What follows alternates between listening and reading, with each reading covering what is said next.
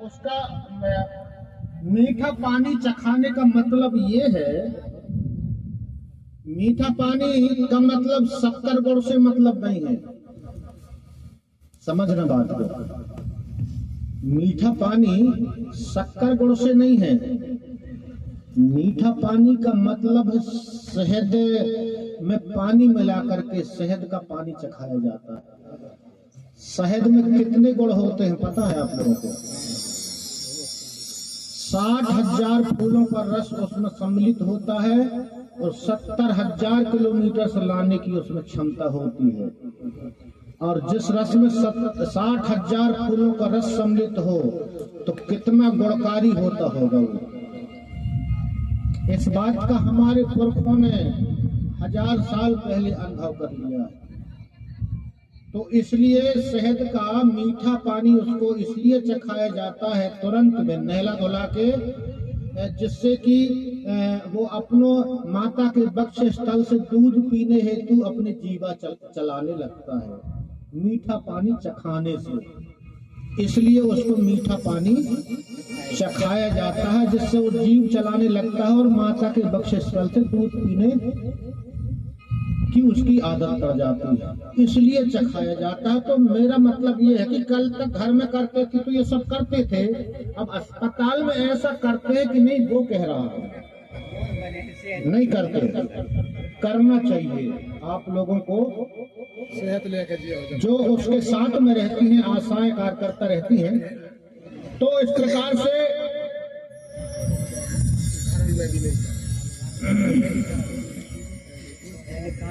बच्चा जन्म लेने पर उसे नहला धोकर सर्वप्रथम शहद का मीठा पानी चखाया जाता है, जिससे बच्चे का स्वाद बदल जाता है और वह अपनी माता के वक्ष स्थल से दूध पीने हेतु अपनी जीवा हिलाने लगता है।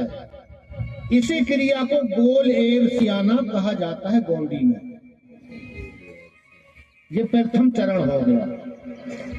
अब दूसरा चरण शक्ति पांचवी पंचबंधन या सैदूर शोभनी। ये विभिन्न क्षेत्रों में अलग अलग नाम से इसको जानते हैं। इस संस्कार को गोंडवाना प्रदेश के विभिन्न संभागों में विभिन्न संज्ञाओं से, जैसे शक्ति, सैटी, पांचवी, छठी, पंचबंधन, सैदूर, शोभनी आदि से जाना जाता है। शक्ति या सैटी या गोंडी शब्द सैधन टी, इन दो शब्दों की मेल से बना है, जिसका अर्थ स यानी 5 और टी यानी नेटी, यानी नेटी अर्थात दिन ऐसा होता है। इस तरह शक्ति या सैटी यानी 5वां दिन, बच्चे के जन्म लेने के 5वां दिन, लगभग 5-6 दिन में, 4 दिन में, 3 दिन में जो माँ की कोख से जो बच्चे के नाभि में जो जुड़ा हुआ नाल होता है, वो कुछ हिस्सा बच्चे के उसमें रह जाता है, वो 3 से 5 दिन में गिर जाता है। उसको गिरने के बाद यह क्रिया को किया जाता है। तो मराठी प्रदेश में इस संस्कार को पांचवी कहा जाता है। मध्य प्रदेश के छत्तीसगढ़ में क्षेत्र में छठी और मूल शब्द शक्ति या सैटी का अपभ्रंश रूप है। कुछ क्षेत्र में इसे पंचबंधन या सैदूर शोभनी भी कहा जाता है। सैदूर शोभनी का अर्थ भी 5वां दिन का कार्यक्रम ही ऐसा होता है। तो बच्चा पैदा होने के 5 दिन बाद यह संस्कार किया जाता है, इसलिए इसे शक्ति, सैटी, पांचवी या पंचबंधन या सैदूर शोभनी कहते हैं। इस संस्कार को संपन्न करने हेतु बच्चे के पिता द्वारा अपने करीबी रिश्तेदारों को, पास पड़ोसी तथा ग्राम या कस्बे की मात्र महिलाओं को ही निमंत्रण दिया जाता है। निर्धारित तिथि व समय में पर सभी महिलाएं बच्चे के माता पिता के घर में विशेष रूप से शाम के समय पधारती हैं और इस संस्कार में बच्चे के मामा मामी या वे नहीं होने पर सगा संबंधियों में से कोई भी दूर या करीबी रिश्ते के मामा मामी की उपस्थिति अनिवार्य होती है। मतलब मामा मामी का होना आवश्यक है। सगे मामा मामी नहीं है तो कोई भी करीबी या रिश्तेदारों में से किसी न किसी को होना अनिवार्य होता है।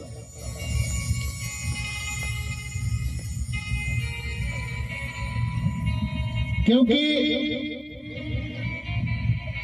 मामा जो है हमारे समुदाय में जिसे मामा कहते हैं और हर एक के मामा हुआ करते हैं। हमारे कोई के मामा हो तो हम भी कोई ना कोई के मामा हुआ करते हैं। तो अभी वर्तमान में समझ लीजिए यहाँ पर सभी के सभी लोग मामा लोग बैठे हैं और मामा लोग क्या कहलाते हैं? क्या कहलाते हैं? मामा लोग नाऊ कहलाते हैं। क्या कहलाते हैं? नाऊ। तो कब नाई कब बन जाते हैं? जब अपने भांजा के सिर में जो माँ के कोख के अंदर जो सिर में बाल उग आते हैं, जिन्हें सूदक के बाल कहते हैं, उन बालों को मामा ही काटता है। और जिस मामा को काटना नहीं आता तो 2, 5, 10 बाल काट देता है, बाकी फिर वो नाई के द्वारा कटवा लेते हैं। लेकिन मामा ही काटेगा और मामी उन बालों को अपने अलगा में झेलती है। उसके बदले में फ्री में नहीं कटवाते हैं, उनके कछु देने भी पड़ा। तो हम खुद नाऊ का काम करते हैं तो फिर हमें नाई की जरूरत नहीं पड़ती। तो बच्चे को माता की गोद में विशेष रूप से पूरब की ओर मुंह करके बिठाया जाता है। समझ न जरा। और बच्चे की माता के बाएं और मामा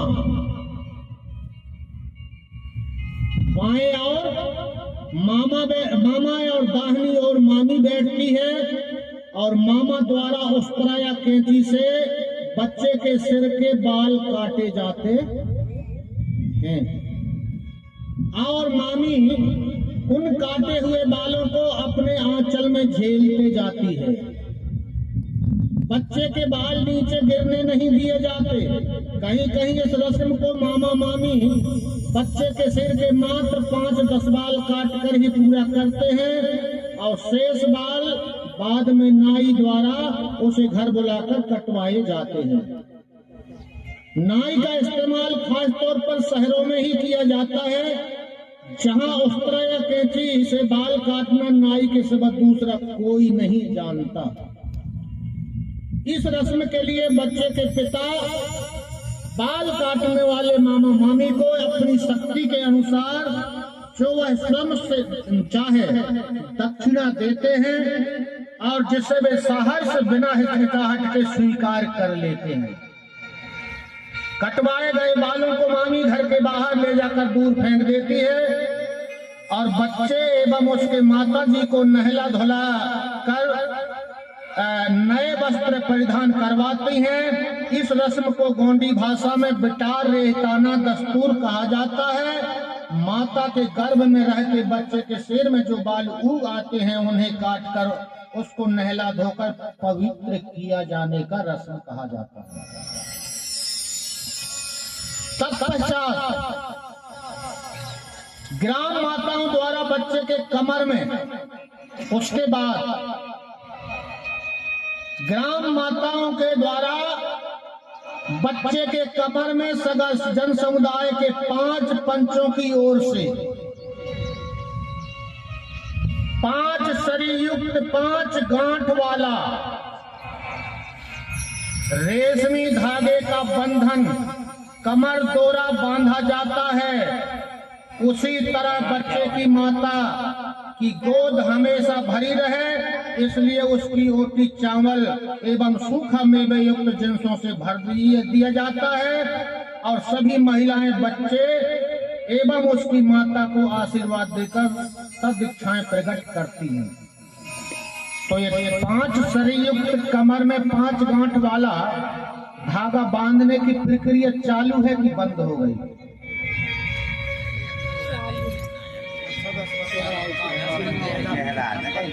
अब तो बंद हो गई।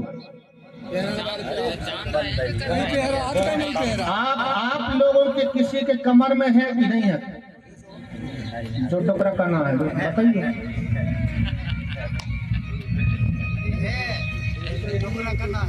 नहीं मिल रही है, फिर आ गई। हाँ है जो तालियां बजा तालियां, इसीलिए वो 7 परिक्रमा घर ज्योति का फेरा दिया था। तो इस कर दो, बैठ जाइए। इस कर दो ना को आप लोग क्या समझ रहे हैं? इसे हल्के में ले लिए आप लोगों ने, इसे को एक धागा समझ लिए आप लोगों ने।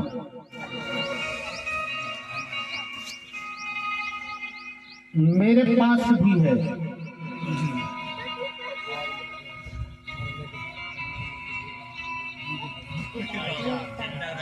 इसको वैसे ही नहीं बांधा जाता, इसका नियम समझ लीजिए,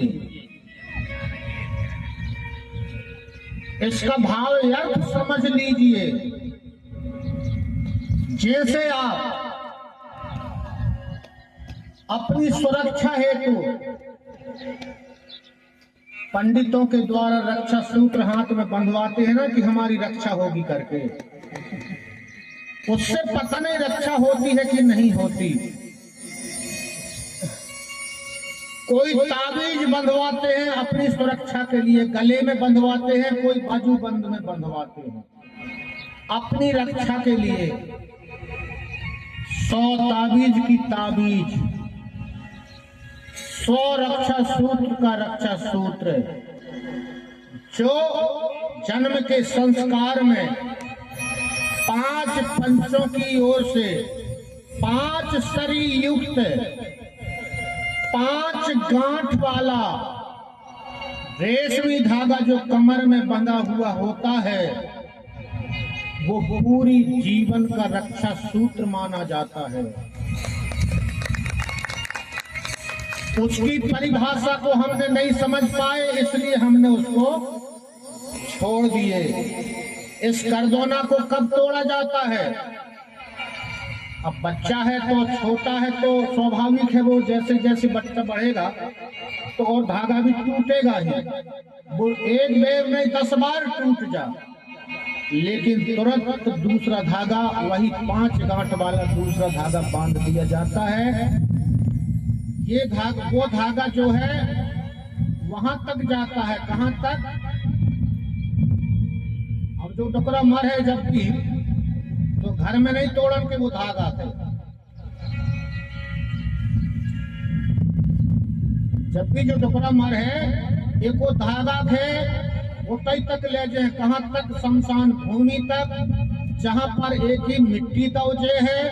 और जब गड्ढा में रखन लगे, जब पंच लोग 5 पंच लोग हाथ लगाकर और उसके धागा को तोड़ेंगे, जब इसको गड्ढा में रखेंगे। तो 5 गांठ लगाने का मतलब ये है कि हमारे शरीर में जो 5 तत्व हैं, जिनकी संयुक्तिकरण से जब गंध जीव की काया बनी है और माता के कोख से हमारा जन्म हुआ है जीव के रूप में, तो वो 5 तत्वों की हमेशा संयुक्तिकरण बनी रहे, बीच में अकाल मृत्यु ना हो, बीच में अप्रिय घटना ना हो, ऐसा करके 5 पंचों का आशीर्वाद के रूप में और उसके कमर में बांधा जाता है कि ये बच्चा, इसके शरीर में जो 5 तत्व हमेशा सही सलामत बना रहे। और जब तक प्रकृति ने जितनी उम्र इसकी प्रकृति ने दी है, उसकी उम्र पूरी हो, मरना तो सभी को है, लेकिन अकाल मृत्यु भी बहुत होती है। उस अकाल मृत्यु से बचाने के लिए धागा बांधा जाता है। ये साधारण धागा नहीं है। जहां पंचों का पंच शब्द शामिल होता है, वहीं पंचांग शब्द की उत्पत्ति हो जाती है। पंचांग मतलब 5 पंचों का जहां शब्द आता है, तो वहीं पंचांग की उत्पत्ति हो जाती है, समझ लीजिए। तो जहां पंच का आशीर्वाद लगा हो, जहां पंचों के द्वारा किसी के शरीर में बांधा गया हो, वो बहुत कीमती धागा है। और मेरो भी कब को नहीं कब को टूट टाट गया तो हमारे पे बंद हो गई है। लेकिन मैंने एक अध्ययन करने के बाद मैंने 5 गांठ लगा के आप बांध लो। सभी मान तो जाओ, तुम सभी को बांधना चाहिए। ये पंचों के द्वारा बंधा हुआ धागा है। टूट जाने के बाद भी फिर से बांध लिया जाता है, बांध दिया जाता है, और वो हमेशा हमारे शरीर की रक्षा करता है। यदि वो बंधा होता है तो फिर तुम्हें अलग से ताबीज बनवाने की जरूरत नहीं पड़ती आपको। और ताबीज में उतनी ताकत नहीं होती, उतनी शक्ति नहीं होती। जिहाद के धागा में उतनी ताकत नहीं होती जितनी ताकत उसमें होती है, जो लिंगो जी के द्वारा बताया हुआ है। ये प्रकृति के रूप में है। तो इस प्रकार से अंत में बच्चे के माता पिता द्वारा जो भी भोजन तैयार किया जाता है, उसे बाल गोपालों को खिला दिया जाता है। उसी तरह सभी महिलाएं भी खाना खाती हैं, और खाना खाने के पश्चात बच्चे और उसकी माता को बच्चे के मामा मामी घर के कुल देव के दर्शन कराने हेतु ले जाते हैं। इस तरह 5वीं या पंच बंधन संस्कार के बाद उसे घर के लोग अपने देवी देवताओं के दर्शन एवं सगा समाज के अन्य लोगों के साथ उठना बैठना तथा खाना पीना करने के लिए पात्र हो जाते हैं। और जब तक यह संस्कार संपन्न नहीं हो जाता, तब तक उस परिवार के लोग सगा समाज के देवी देवताओं का दर्शन या सगा संबंधियों के साथ खाना पीना नहीं कर पाते। इस संस्कार के पूर्व बच्चा केवल माता के संपर्क में रहता है, जो बाद में परिवारजनों, सगाजनों और अन्यों के संपर्क में धीमे धीमे आने लगता है। 5 दिनों तक उसे घर के बाहर नहीं लाया जाता, क्योंकि उसकी आंखें बहुत कमजोर होती हैं। इस पंचबंधन संस्कार का गौण समाज में बहुत बड़ा महत्व है। इस संस्कार में जो कमर में 5 सरीयुक्त 5 गांठ वाला बंधन बांधा जाता है, उसे मरते दम तक नहीं तोड़ा जाता। यदि टूट भी गया तो दूसरा नया बांध दिया जाता है। इस बंधन को 5 पंच मिलकर ही उसके मरणोपरांत जब उसका देह को मिट्टी देते हैं तब तोड़ते हैं।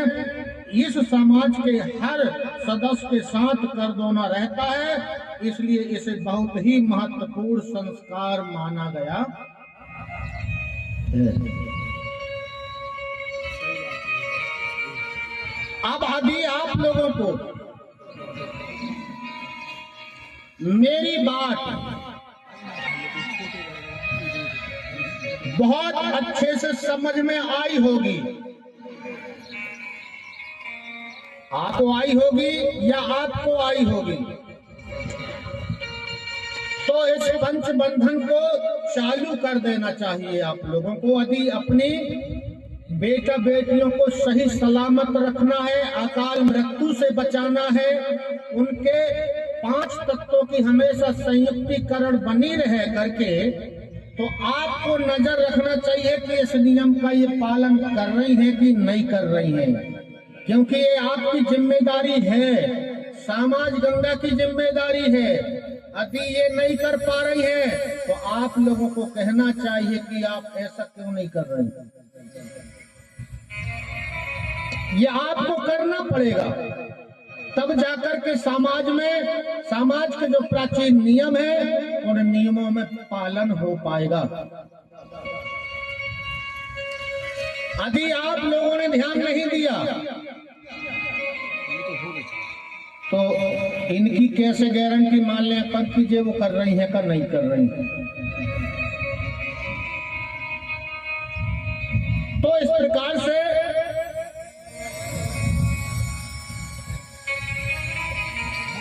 ये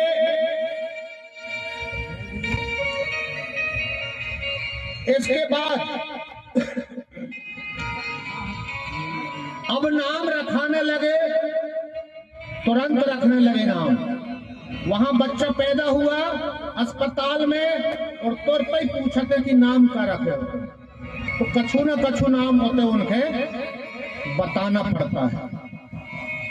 लेकिन इसके पहले कैसे नाम रखाया जाता था ये तीसरे चरण में मैं आपको बता रहा हूं, जिसे परोल शोभनी कहा जाता है, मतलब नामकरण विधि। कब करते थे परोल शोभनी यानी नामकरण विधि संस्कार, जिसे बच्चा 12 दिनों का हो जाने पर या उसके पश्चात 1.25 महीना तक कभी भी अपने अपने सहूलियत से मनाने का रिवाज गोंडियन सगा समाज में प्राचीन काल से ही प्रचलित है। मतलब जब बच्चा 12 दिन का हो जाता था तब उसका नामकरण विधि संस्कार किया जाता था, या 1 महीने तक वो काम किया जा सकता था। इस संस्कार को गोंडी भाषा में परोल शोभनी कहा जाता है। परोल शोभनी का अर्थ बच्चे को एक विशेष नाम प्रदान कर उसे जीवन रूपी काया को सुशोभित करना, ऐसा होता है। बिना नाम के उसका पहचान ही नहीं होती उसकी। इस संस्कार से बच्चा अपने सगा जन समुदाय के धर्म एवं कुल के अनुरूप रखे गए नाम या संज्ञा से जाना जाता है। उसी तरह गोंडियन सगा जन समुदाय में ऐसी भी मानता है कि जब तक यह संस्कार संपन्न नहीं होता तब तक बच्चे को पलने में रखा या सुलाया नहीं जाता। इसी संस्कार के पश्चात उसे पलने में रखा या सुलाया जाता है। यद्यपि इस संस्कार को संपन्न कराने हेतु सभी सगा संबंधियों एवं दोस्त भाइयों को आमंत्रित किया जाता है, परंतु बच्चे के मामा मामी या बच्चे की माता के मायके वाले व्यक्ति एवं महिलाओं का ही प्रमुखता से जरूरत होती है। बच्चे एवं माता को नहला धुलाकर नए वस्त्र परिधान कराने के पश्चात बच्चे को पलने में सुलाने का रस्म होता है। लोग अपनी अपनी हैसियत के अनुसार पलना बनाकर उसे सजाते हैं और पलने के दोनों बगल में महिलाएं खड़ी होती हैं। अब आप लोग छठी बारसा में जब जाती हैं तो पलना लेके तो जाती होंगी, जाती है ना? लेकिन मुझे नहीं लगता कि जो जहां ऐसा बताया गया है वैसा वहां आप लोग नहीं करते।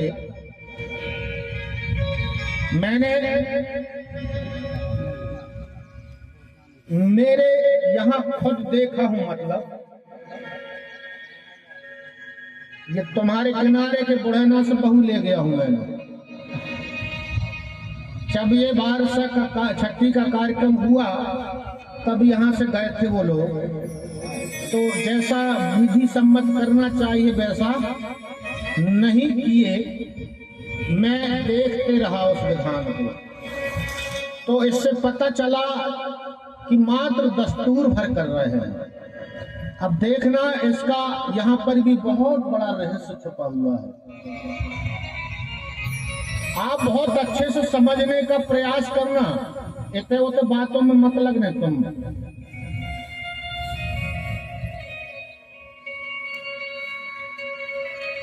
जो लोग अपनी हैसियत के अनुसार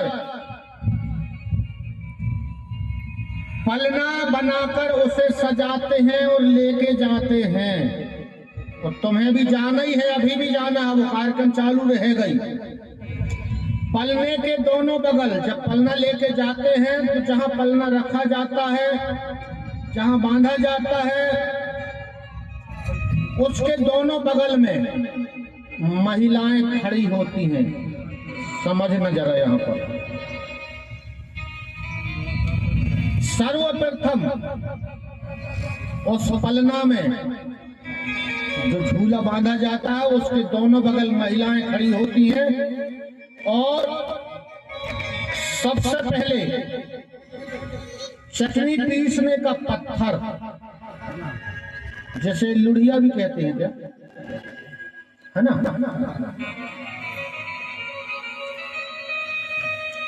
जिसे गोडी में बरूटा कहते हैं और हिंदी में श्री लोढ़ा कहते हैं।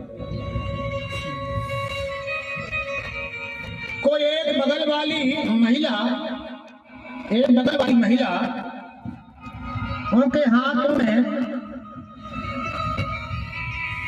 महिला अपने हाथों में पकड़ती है और पलने के ऊपर से दूसरे बगल वाली खड़ी महिला के हाथों में देती है। पलना के ऊपर से क्या क्या करके देती है? लिंगोनियता, अर्थात लिंगों को लीजिए।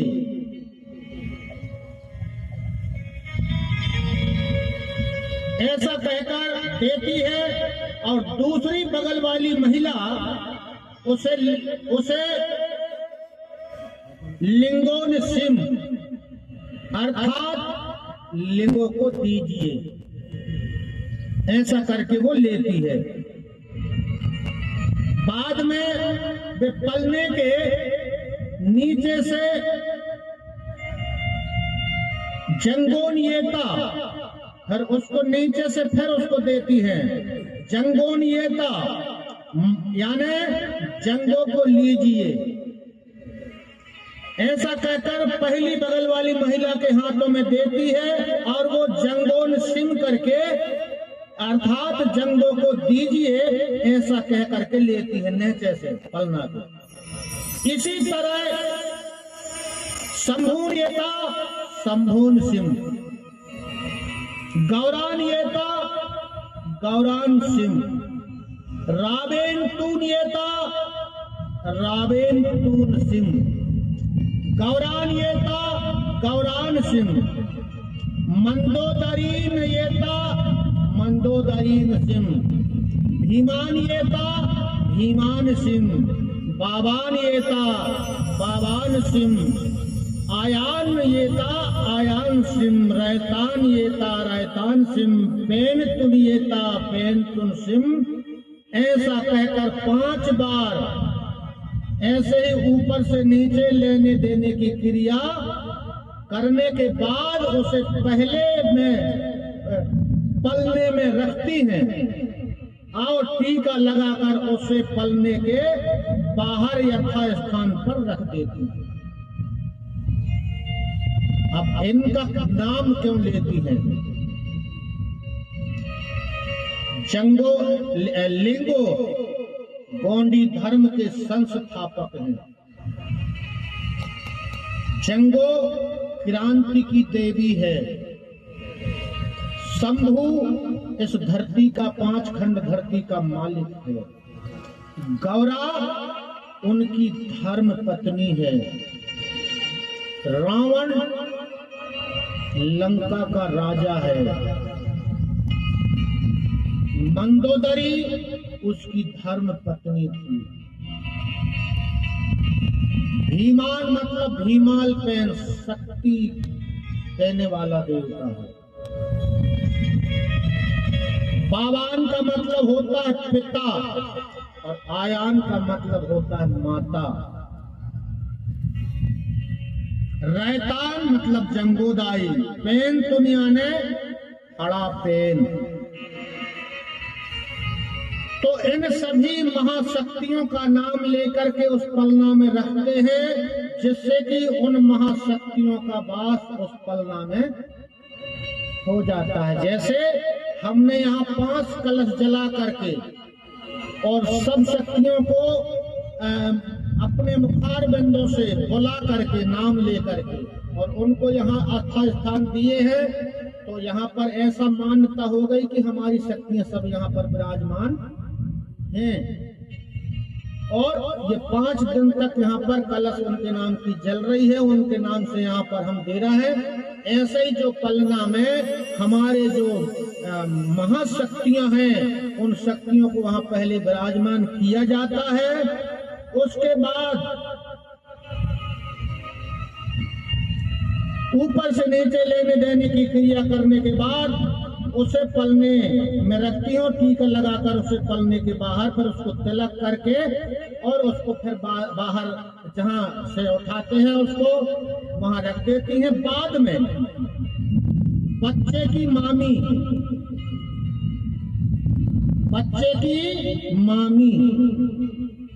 को उसके माता की गोद से उठाकर,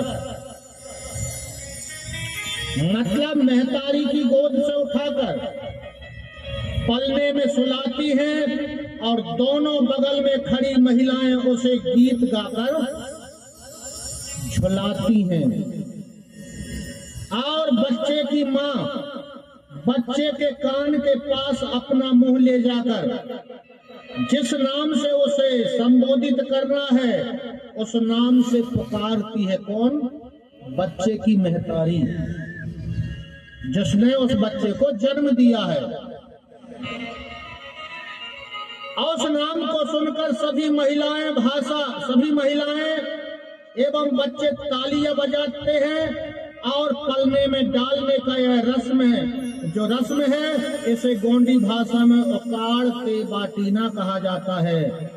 और विशेष नाम से अलंकृत करने के रस्म को पहले परोल शोभनी कहते हैं। और बच्चे का नाम किस शब्द से रखना चाहिए ऐसा कोई नियम नहीं है, परंतु प्राचीन काल में भूमिका द्वारा कोरी मिट्टी की जल से भरी पराई में एक एक शब्द का उच्चारण कर चावल के दाने माता पिता के हाथों से डालने के लिए कहता था। जिस अक्षर के उच्चारण के चलते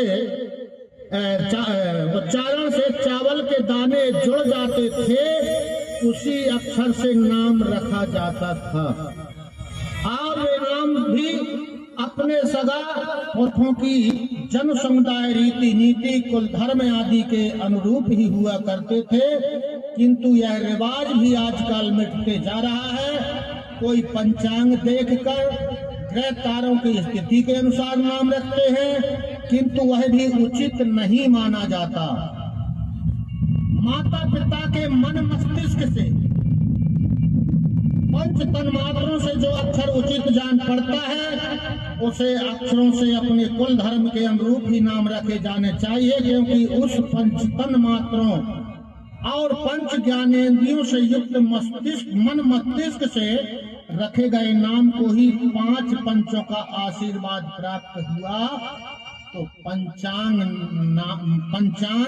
नाम हो जाता है। इसलिए गोंड समाज में किसी ब्राह्मण के हाथों से पंचांग देखकर नाम रखने का कोई रिवाज नहीं है। नाम रखने के पश्चात आटा या किसी हल्दी से चौक लिखकर उस पर चौरंग पाट रखकर उसमें बच्चे की माता को बिठाया जाता है।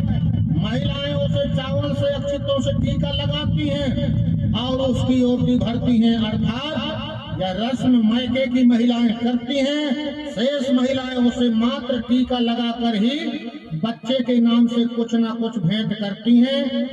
उसके बाद बच्चे के माता पिता की ओर से सभी निमंत्रित सगाजनों एवं दोस्त भाइयों को अल्पोहार या भोजन दिया जाता है। अंत में सभी लोग बच्चे को आशीर्वाद देकर अपने अपने घर लौट जाते हैं। इस तरह संस्कार से बच्चा अपने सगाजन समुदाय एवं कुल का एक विशेष नाम धारण कर सगाजनों के संपर्क में आ जाता है। इस कार्यक्रम में जो भी मेहमान आते हैं उनका स्वागत घर के आंगन में ही पैर धुलाकर किया जाता है।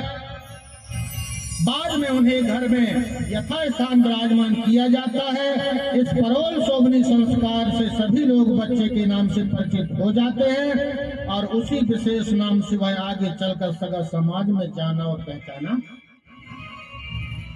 जाता है। बोलिए परम शक्ति फड़ा पेंता। तो इस प्रकार से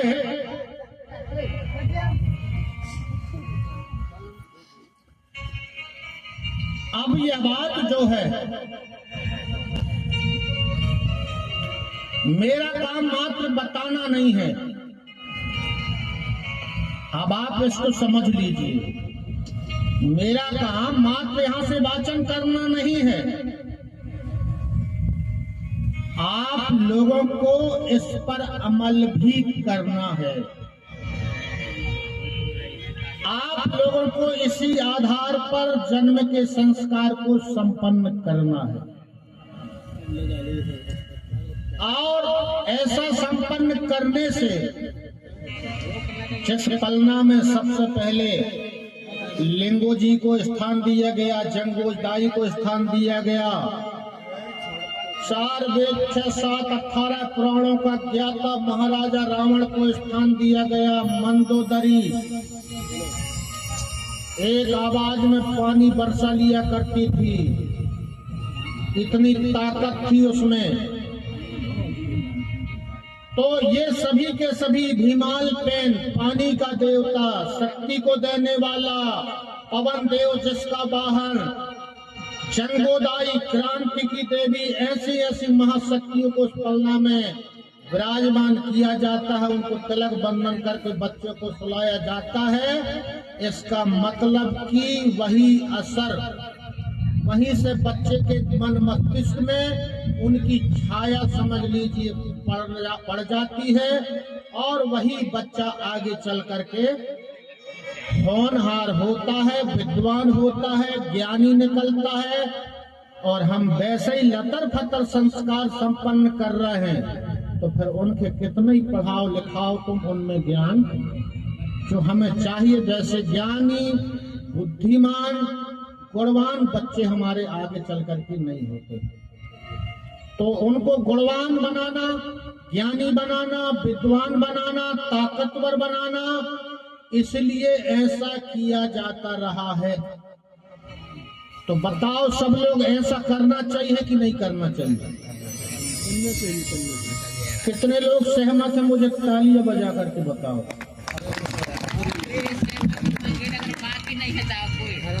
है ना? तो आप लोगों से मैं ये कहना चाह रहा हूं,